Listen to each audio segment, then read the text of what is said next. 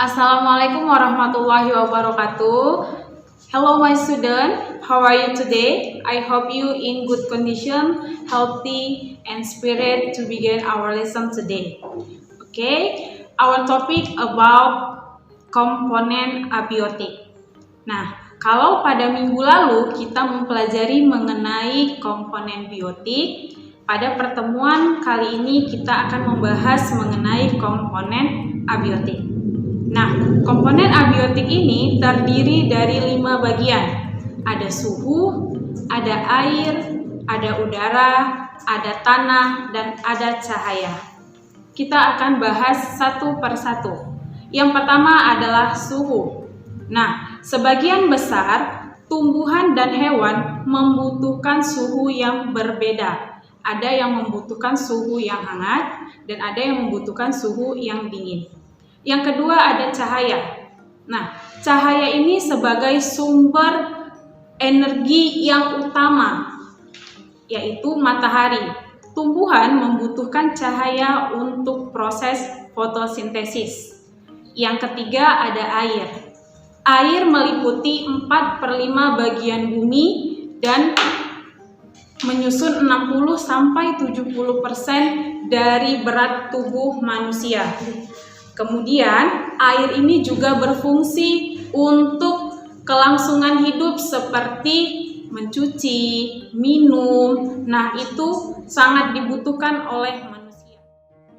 Oke, yang selanjutnya ada udara. Nah, makhluk hidup membutuhkan udara untuk kelangsungan hidupnya. Selain membutuhkan oksigen untuk bernafas, tumbuhan juga membutuhkan karbon dioksida untuk melakukan proses fotosintesis. Nah, bagian yang terakhir dari komponen abiotik adalah tanah. Nah, tanah ini terdiri dari beberapa komponen, adanya partikel tanah, bahan organik atau humus, air tanah, udara tanah, dan organisme tanah. Nah, di mana tanah ini berfungsi sebagai tempat tumbuh bagi tumbuhan, kemudian menyediakan air dan nutrisi bagi tumbuhan serta tempat hidupnya organisme lain. Nah, itulah bagian-bagian dari komponen abiotik.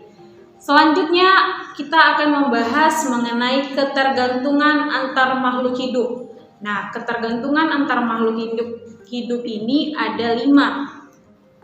Yang pertama kita bahas adalah interaksi antar makhluk hidup. Yang pertama adalah netral. Nah, netral ini maksudnya tidak saling mengganggu antar makhluk hidupnya.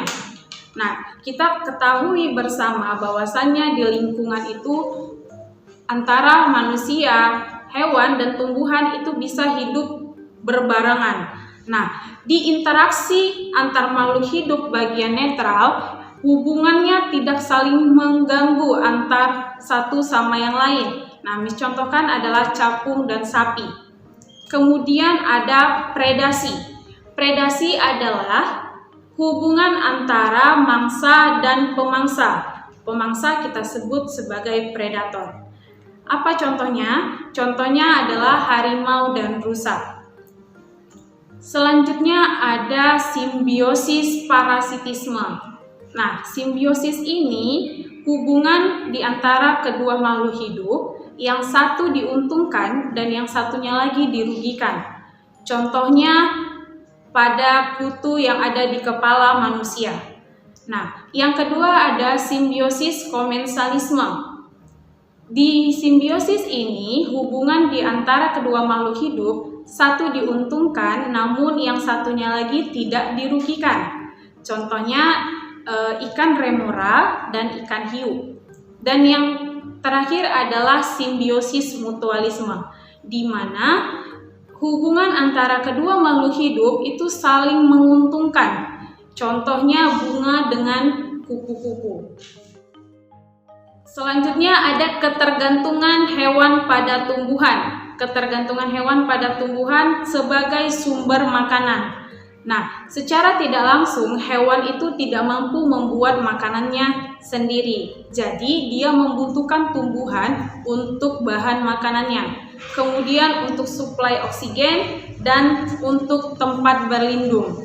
Jadi ada beberapa hewan seperti burung itu dia membangun sarangnya di ranting pohon. Itulah ketergantungan hewan pada tumbuhan. Yang kedua, ada ketergantungan tumbuhan pada hewan. Yang pertama untuk ketersediaan karbon dioksida. Nah, jadi ketersediaan karbon dioksida ini dibutuhkan tumbuhan untuk melakukan yang namanya fotosintesis. Yang kedua adalah untuk penyerbukan. Nah, penyerbukan pada tumbuhan itu dapat dibantu oleh serangga untuk diantarkan ke tumbuhan yang lain.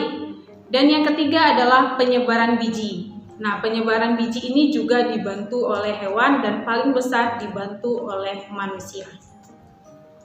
Dan ketergantungan yang terakhir adalah ketergantungan manusia terhadap tumbuhan dan hewan.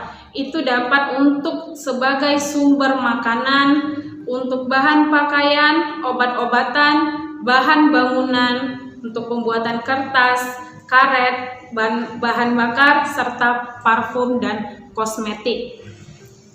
Nah, itulah pembahasan kita mengenai komponen abiotik. Miss ulangi kembali, komponen abiotik tadi terdiri dari suhu, cahaya, tanah, air, dan udara.